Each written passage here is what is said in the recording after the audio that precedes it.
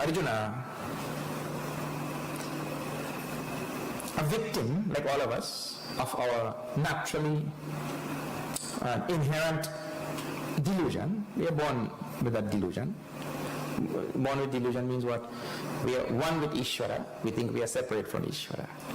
We are one with the absolute reality of this universe. We think we are so unconnected. And I told you in the past also that we see the whole world upside down. While we are one, means all the time connected, we feel all the time disconnected.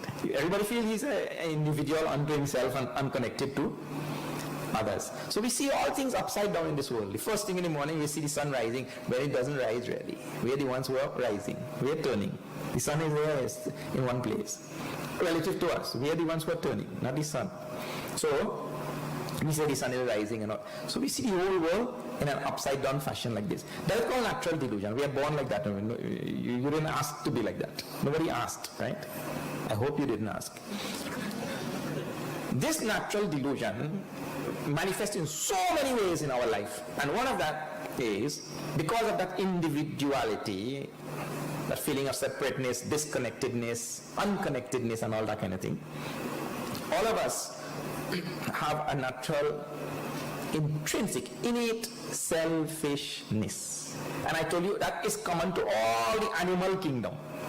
Selfish. Every animal thinks of himself. A cow will not eat grass and then carry a bundle of grass home for the next cow. That cow will only fill his own belly. Selfish. Every creature. Eh? Now, if the human being is also born like all the other creatures, and we do not use our 70, 80, 90 years on this earth to evolve out of that animal mode of existence and to evolve into a divine mode of existence. If we don't use that 80 years, then we wasted one more lifetime. That is why the 80 years is given, or 90 years. So it will evolve out of an animal existence and evolve into a divine existence. And to do that, we have to give up selfishness and become selfless. So Arjuna is still a victim to that innate selfishness. And the Bhagavad Gita is the text that is going to provide the tool, a mechanism for this evolution. This evolution which we are talking about. And so here, because of that innate and intrinsic selfishness, he's only thinking about me and mine, he's trying to rationalize his actions, his thoughts, what he thinks, and and he wants to run away from that battlefield, and he's trying to rationalize, trying to tell now why. And this is one of the offshoots of delusion also. A person who is deluded and does wrong things, thinks wrong things, he's always ready to justify what he is thinking and what he is doing. And he'll find all good reasons also. It's amazing. Just now, a few months ago, there was a fellow in Mexico. His name is El Chapo. I don't know what he means, El Chapo. He escaped. He did a tunnel under the prison and he escaped. They catch him just a couple of weeks ago. They recaptured El Chapo. Right? El Chapo giving philosophical reasons why he pushing drugs. Huh? Have you seen that? He pushing drugs, cocaine and marijuana and everything across the border, and he has a whole entourage of criminals around him. And that man giving philosophical justification for what he doing. But this is what is the nature of the world. This is the point I'm trying to tell you here now. That everybody in this delusion, whatever they are doing, they will find justification for what they are doing. Arjuna is finding justification for his thought. What is that? Now, because of his selfishness, he doesn't want to kill his own people. But in the past, he had killed so many people. Because of his selfishness, and these are my people, I don't. But now, in order to justify that outcome of delusion, he is giving one second level of argumentation now. What is that level of argumentation? Well, first he said that it is Papa. Papa meva ashraya dasmat. We are taking, killing our own people is sin. So that's the first thing. The reason why he doesn't want to eat, the reason why he doesn't want to kill is because his people. He is saying that. He's saying the reason why I don't want to kill them is because it's a path to kill your own people. Second, path means sin. Now, he's telling a second argument. What is that? Well, if you kill families, right? Family values, they get disrupted. You kill all of these Kauravas on the other side, family values get disrupted, and when family values go down, then the whole society goes down, which is, I told you, a very sound argument. Absolutely sound argument, but totally out of place. Yeah? Like, sometimes the truth, even, which is out of place, is totally unacceptable. Like, for example, you go to a funeral. You go to a funeral, and it's a burial, and they're laying the coffin down inside the hole. So these people holding it on ropes, and they're lowering the coffin down there. At that time, you go and you tap one of the fella on his shoulder, the one who lowering the... You tap him on his shoulder and you're telling him, you owe me $100. And lowering the coffin, Very far. Now it may be true also, right? The man must be really owing you $100. It's truth. But that thing is totally out of place. When you got the man laying father in the body in the grave and you're telling him to. So I'm telling, though something may be true, context and situation, paristhiti we call it. Situation sometimes may demand something else. That thing doesn't apply there. So you see his words, see Arjuna's words now. Krishna Sharanam Mama.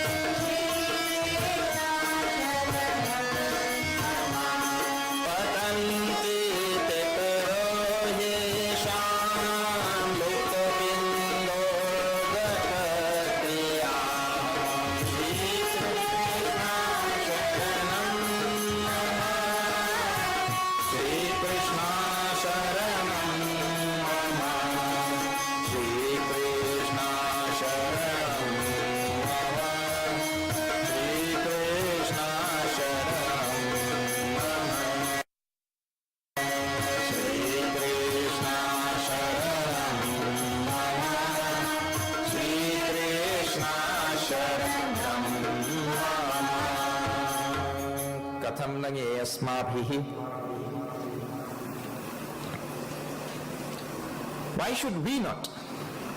Who know? Tapashyadde, who can see? We can see clearly that what the Kauravas are doing is sinful. They don't know, means they themselves are ignorant. So we who can see truth, Arjuna now considers himself to be somebody, an authority on seeing truth also. He considers himself to be somebody who can see what is right and what is wrong. And this is another thing about delusion. Because the deluded person, he always feels he is right. The human beings are like this or not? We always think we're right. Even if, I tell you man, there is no end to this thing. We may be totally wrong and we will still try to show the other fellow how we are right.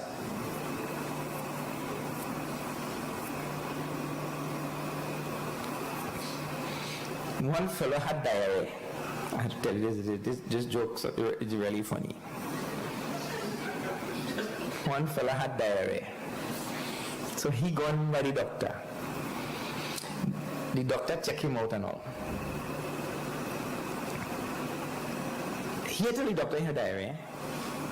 He just said, I'm sick. The doctor checked him out. The doctor said, you have locked bowel.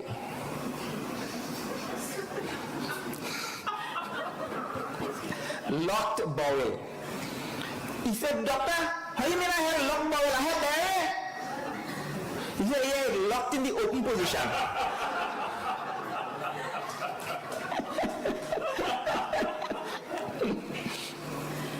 Now see this thing now. He telling some opposite diagnosis, but he's still justifying that opposite thing. But the human being is like that. If any mistake he make also, any wrong thing he do, and you ask him, he go find a reason why he did like that. This is one of the outcome of delusion. A deluded person is always like this. He wants to, he doesn't know, but he, here Arjuna is telling him, we know well, he says. The Kauravas don't know. So since we know, then why don't we desist from this war? Right? And then he continues to give the justification for that I told you. He said, when we kill people, see, kulakshaye pranashyanti, when families die, he means to say, on that side families will die, and also on this side families will die. Means the fathers, women were not fighting. The fathers will die. Now, please pay attention to this. We'll see this argument of Arjuna in context and also out of context. Out of context, this argument is sound. In context, this argument has no relevance. When war has been declared already, all the trumpets have already been blown, you can't go there to talk philosophy. On the battlefield, you can't go there to now discuss philosophy on a battlefield. Totally out of place. So, see, kulakshaye pranashyanti, when, now this is out of context, Arjuna not on the battlefield, let's just consider this. When there is the decline of families, pranashyanti, kula dharma sanatanaha, all the values which are taught in families, values are taught in families only. Please pay attention to this, a very sound argument. See, Arjuna was brought up in Sanatana Dharma. It's just that you have to study this thing and take it to its logical conclusion. That is what he had not done.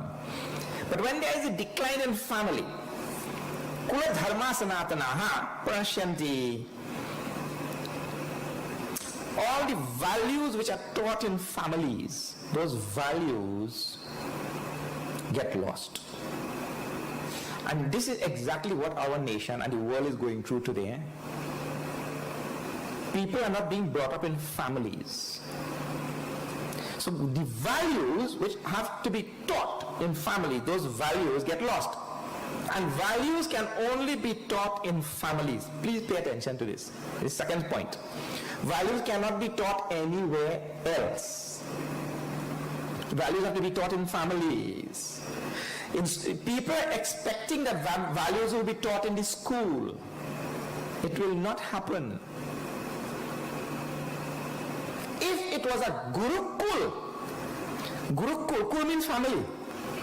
Gurukul means the family of the Guru. So the student used to be sent to live with the Guru for about 20 years, 18 years.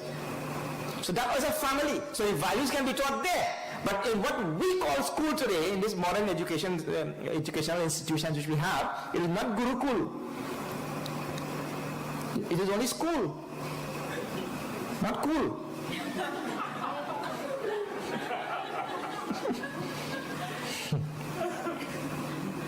Their values cannot be taught.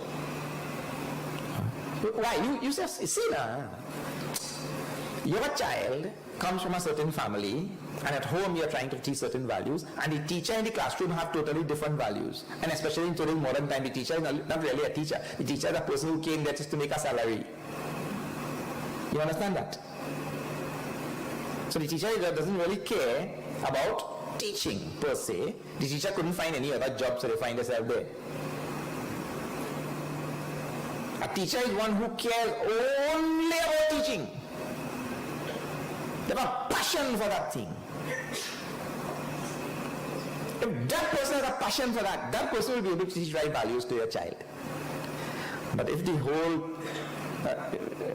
fraternity is so wired up to be protected by unions and to strike and to don't care about your children and stay home when they want, and all the kind of problem that we have, well, that means to say that they really don't have that passion for teaching. You will find a rare teacher in the system who has a passion for teaching. That person can teach values because they are at home with what they do.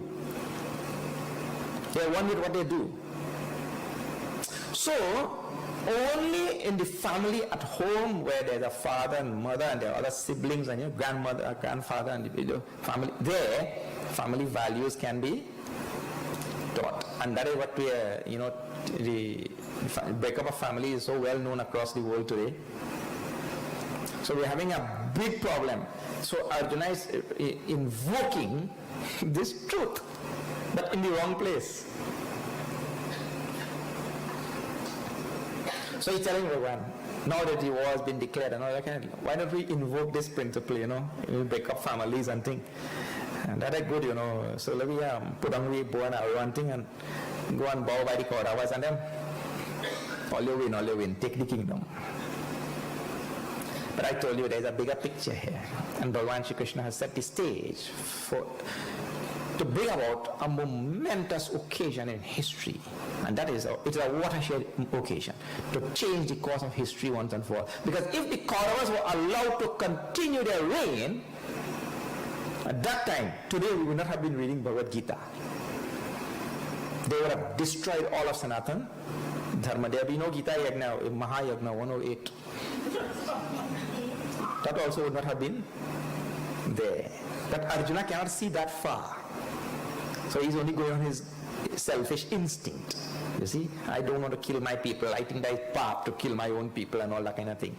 But when I say this whole thing, this occasion, this watershed in history is much beyond you. It's not about you and your own people. It is about posterity. It is about the people who will migrate from India 170 years ago to far-off lands. Arjuna can't see all that, One day will go it.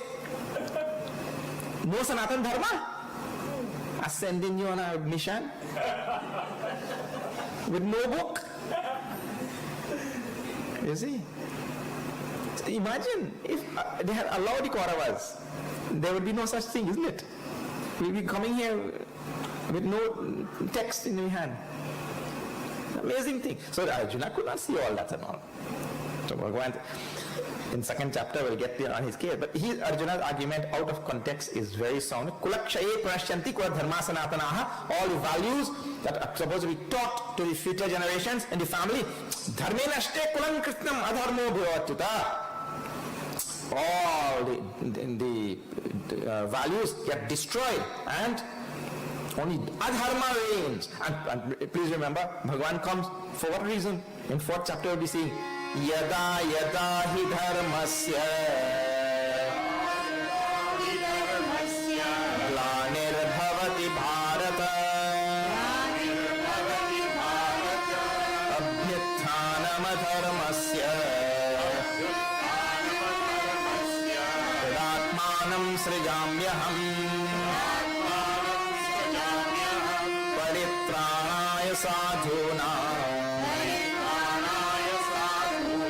विनाशाय च दुष्कृतां धर्म संस्थापनार्थाय संभवामि युगे युगे संभवामि युगे युगे.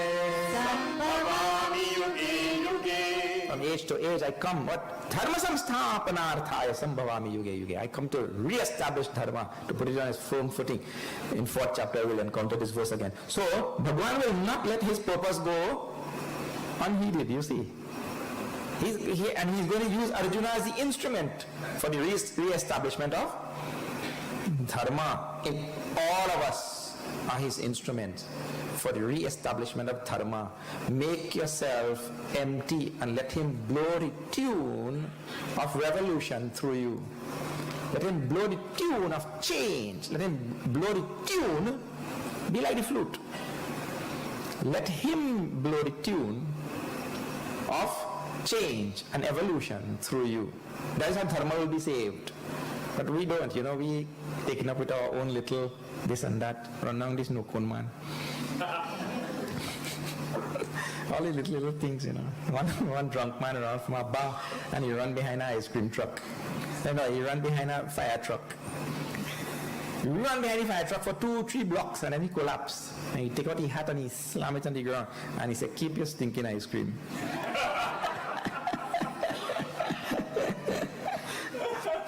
But this is how, we are so taken up with our little worldly pursuit, running after this, running after that. And when we don't get it, we stamp our foot in the ground and we shake our hair and we insult some people and this and that. And see, that's how our life is going. What about evolution and the protection of dharma and living the values so as to perpetuate the values among humanity? The whole thing, But that's what the Lord's purpose is, He says, Adharma bhavavat Krishna. When families get destroyed, family values get destroyed. Because if parents are not there to teach the values to the children, the values get lost. When values get lost, children grow up without values. So when they grow up without values, that's equivalent to adharma. Adharma means what? All that they will do, it will not be proper, it will be the wrong things. Children will do the wrong. And this is what is going on everywhere. Please see all of this. Adharma bhavavat Krishna pradushyanti kulastriyaha. Then what happens? Now see, I don't know. The women who are sitting here, the women who are listening, please pay attention to this. This is your section. He says, when there is the decline of the family values get lost. And family values get lost, the women become corrupted. The women become corrupted. Pradushyanti kulastriyaha. Strishu dushtasu varshneya jayate varna sankaraha. When the women become corrupted, there is varna sankaraha. This is a very wonderful phrase. Varna is described in 4th chapter as being based on guna and karma. Guna karma vibhagayoho. Chatur varnyam maya srishtam, he says in 4th chapter there. So this varna gets mixed up when the women become corrupted. And let me tell you what this means. If this is husband and this is wife, and the wife holding on to God well, and this husband is a fool and he's jumping around like a monkey and fickle-minded and doing whatever. If this wife, the mother in the home, if she holds on to God well and she holds on to the values well, this family will be saved. The duty of saving families, the duty of saving the world and saving posterity and all of this through the home is really in the hands of the mothers. If that mother becomes corrupted, Well, Ram Naam Satya hai. I'm saying if the father, doing all this wicked thing and all that kind of thing, but the mother is strong, that family will be saved. But when the mother also gone, well, that is the end of the family. And I'm not telling also because Shastra tells, I'm telling also because I have seen so many times. I remember in my high school, the boy who was sitting down next to me, in high school, his father died. He was only 16, 15. His father gone dead. The boy is only 15. And all the children young. How the boy died? And how the father died? Alcoholism. Drinking, playing the fool. Young fellow. Died. But that mother in that home, that mother was a mother par excellence. Every one of those children went to school, got their education, and all of them have good jobs because the mother stabilized that family. My next door neighbor, this was the one who was sitting next to me. My next door neighbor, father died and left that lady with about 9 children. And they were little boys, all of them little children. She used to put that tray on her head and go and sell 1 cent achar. You remember that in those days? 1 cent achar. That mother. Every one of those children went to university and became teachers and all sorts of different things. By that 1 cent achar. Because the mother is strong. Look here, in a pride of lions, who brings up that little cobble? That father is walking all about. And he's waiting for food here. He cares about that family. Who makes that little cub into a real lion? Mother. The great Shivaji, if you look. Who made Abraham Lincoln the Abraham Lincoln? His stepmother. Look, it doesn't have to be his own mother. Gandhiji, you look at his life. Gandhiji praises his mother profusely in his writings. You see.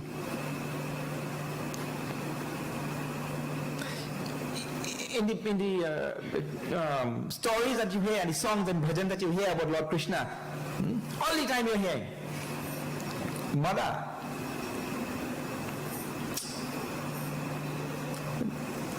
Yashoda, Yashoda, Yashoda. You hear so many Yashodas all the time. Mother. So this portion is talking about when the mothers become, you see, the father become corrupt, okay. There's still hope. But when the mothers become corrupt, so women have to understand the tremendous responsibility that nature and history has placed upon them.